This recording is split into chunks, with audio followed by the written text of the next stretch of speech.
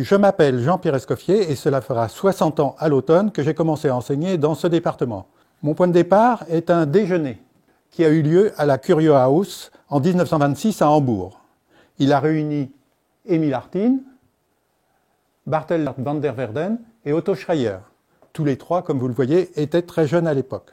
Van der Verden y a présenté une conjecture énoncée par Pierre Baudet, un Hollandais comme lui. Si l'ensemble n des entiers est séparé en m égale 2 parties, de deux couleurs différentes, l'une des deux parties contient des progressions arithmétiques monochromatiques d'une seule couleur, donc de longueur k. Cet énoncé est vraiment étonnant, puisque la partition est faite au hasard et qu'à l'arrivée, on a un ordre, on a des progressions arithmétiques dans l'une des parties.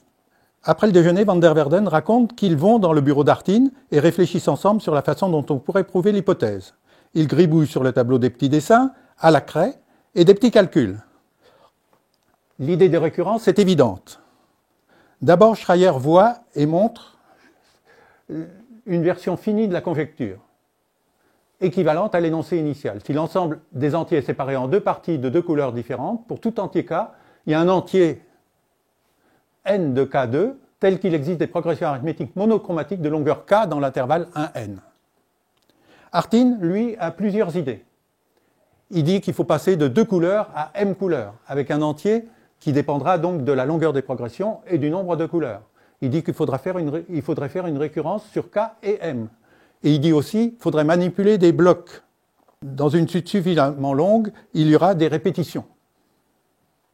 Enfin, les petits dessins de Van der Verden lui permettent de montrer, avec un raisonnement qu'il semble généralisable, il traite le cas m égale 2, k égale 3. Artin et Schreyer ne sont pas convaincus. Il traite le cas m égale 3, 3 couleurs, et k égale 3. Artin et Schreyer ne sont toujours pas convaincus. Ensuite, il fait des petits dessins pour traiter le cas m égale 2, k égale 4. Et cette fois-ci, Artin et Schreyer sont convaincus. L'année suivante, Bartel Leendert van der Verden publie un petit article en 1927 donnant la preuve de la conjecture générale. Il ne raconte rien du tout de toute leur démarche de l'année précédente. Jamais il n'avait envisagé d'ailleurs cette démarche générale.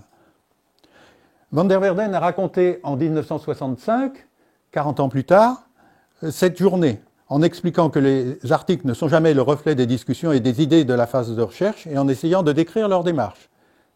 Il écrit, je vais vous le lire, « Maintenant je vous ai raconté tout ce dont je me souviens de cette heure mémorable, au cours de laquelle nous avons tous les trois trouvé une perle. Ce fut l'une de mes plus belles heures, affirme Van der Verden, qui a tout de même fait de très jolies choses. » En 1936, le théorème de Van der Verden conduit Paul Erdős et Paul Turan à une toute autre idée. Ils définissent la densité d'une partie de n par cette formule-là. On prend A intersecté avec un n moins n plus n et on divise par 2n plus 1, c'est tout bête. Et puis on a donc des ensembles qui ont des densités non nulles. On change donc complètement de point de vue avec le point de vue des couleurs des trois précédents. Et ils énoncent des conjectures. La conjecture C1, si la densité de mon ensemble A est positive, il y a dans A des progressions arithmétiques de toute raison et de toute longueur. Et la conjecture C2, qui est, j'ai pris la photocopie du texte initial, c'est que, d'après la conjecture plus générale qu'ils font, que je n'ai pas mise, il y aurait des progressions arithmétiques de nombres premiers aussi longues qu'on veut, bien que l'ensemble des nombres premiers soit de densité nulle. Donc ça, c'était les débuts d'une nouvelle branche des mathématiques, la combinatoire. Les résultats sur les conjectures d'Erdős et Turan ont été très difficiles à démontrer. Le cas de progression avec k égale 3, c'est Klaus-Ross en 1953.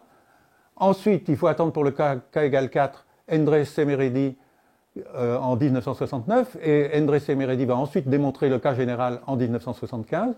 C'est donc l'énoncé, toute partie de densité positive dans n contient des progressions arithmétiques arbitrairement longues. Immédiatement après, Hillel Fürstenberg, en 1977, fait une approche de ce théorème par la théorie ergodique. Et enfin, en 2001, Timothy Gowers approche par l'analyse de Fourier. Ces démonstrations forment une sorte de pierre de Rosette assemblée autour de ces résultats. C'est Tao qui dit ça en 2007. Et enfin, avec l'approche de Gowers, Tao et Green démontrent en 2004 l'ensemble des nombres premiers contient des progressions arithmétiques arbitrairement longues. Actuellement, on connaît une progression de 27 nombres premiers qui sont déjà assez énormes, les 27. Hein. De nombreux résultats ont été obtenus depuis, mais on n'a pas de bonne majoration de l'entier n de km. C'est toujours des trucs absolument énormes. J'ignore bien sûr si ces différents mathématiciens ont déjeuné ensemble, mais ce sont les meilleurs de leur temps. Klaus Ross a été médaille Fields en 1958, Endre Semeredi a été prix Abel en 2012, Hillel Finstenberg a été prix Abel en 2020, il est professeur honoris causa de Rennes en 2007, c'était Jean-Pierre Conce qui l'avait présenté.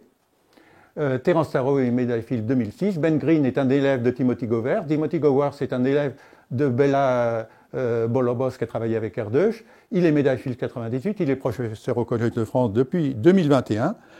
Et j'ajoute une dernière histoire, le mathématicien russe Alexandre Khinchin a écrit en 1945 un livre intitulé « Trois perles de la théorie des nombres ».